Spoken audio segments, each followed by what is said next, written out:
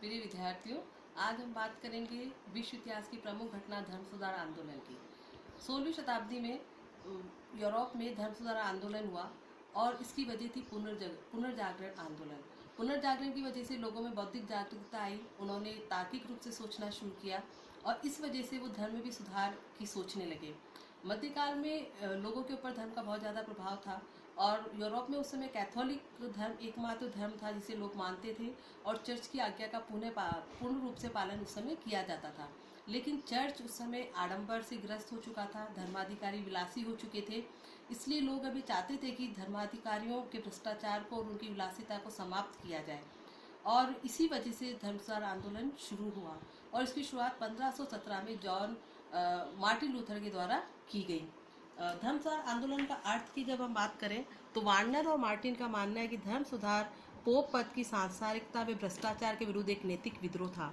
धर्म सुधार आंदोलन 16वीं सदी के आरंभ में यूरोप के तत्कालीन कैथोलिक धर्म के विरुद्ध हुआ विद्रोह था, जिसमें लोगों में धार्मिक विश्वासों के प्रति अविश्वास व अनेक शंकाएं उत्पन्न हुई थी। इसकी वजह से चूंकि लोगों ने धर्माधिकारियों का विरोध किया था, प्रोटेस्ट किया था, इसलिए जो नया धर्म सामने आया उसे प्रोटेस्टेंट धर्म कहा गया। इस धार्मिक आंदोलन की शुरुआत के लिए अनेक कारण उत्तरदायी रहे हैं और फर्ग्यूसन ब्रून का मानना है कि तत्कालीन यूरोप के सभी वर्गों के द्वारा लूथर के द्वारा प्रतिपादित मत को तुरंत स्वीकार कर लेना इसका प्रत्यक्ष प्रमाण है कि धर्म सुधार के लिए अनेक कारण उत्तरदायी थे। इसके लिए जो धार्मिक कारण उत्तरदायी थे उसमें है पोप और चर्च की बुराइयों का होना, पोप में असीम शक्ति व्याप्त होना, पोप का विलासी जीवन बिताना, साथ ही पाप मोचन पत्रों की बिक्री। पाप मोचन पत्रों को इंडल्जेंस भी कहा गया है। ये एक ऐसा मुक्ति पत्र था जिसको प्रत्येक व्यक्ति धन देकर खरीद सकता था और पोप का ये कहना था कि जो व्यक्ति पाप मोचन पत्रों को खरीदेगा वह अपने पापों से मुक्ति पाकर स्वर्ग में प्रवेश का अधिकारी होगा। इसका एक कारण ये भी था कि अनेक धर्म सुधारक यूरोप में हुए जिन्होंने कि अपने जान की बाजी लगाकर धर्म की कमियों को, चर्च की बुराइयों को लोगों के सामने उजागर करने का साहस किया और इससे लोगों में ये भावना जागृत हुई कि धर्म में बहुत सारी बुराइयां आ चुकी है जिसका विरोध किया जाना चाहिए। धर्म सुधार आंदोलन के राजनीतिक कारण भी उत्तरदायी थे, जैसे कि कैथोलिक चर्च एक राजनीतिक संस्था का होना, चर्च को कर लेने का अधिकार था, राजाओं की नियुक्ति के लिए भी जो है चर्च आज्ञा प्रदान करता था। बहुत सी बार राजा जो है उन्हें भी अपनी बात को छोड़कर पोप की बात को मानना पड़ता था। लेकिन पुनर्जागरण के परिणाम स्वरूप राष्ट्रीय राज्यों का उदय हुआ, राज्य बड़े बड़े शक्तिशाली होने लगे और अब वो सोचने लगे कि पोप के बजाय वो अपनी संप्रभुता का प्रदर्शन करें और साथ ही साथ जो है शासकों में शक्ति बढ़ी तो निरंकुशता की भावना भी आई और वो ये सोचने लगे कि उन्हें जो है पोप के प्रभाव से मुक्त होना चाहिए। धीरे धीरे राजनीति में पोप का प्रभाव कम होने लगा और साथ ही लोगों में राष्ट्रीयता की भावना जागृत हुई। यूरोप के विभिन्न राष्ट्रों जो है पोप को कर देते थे।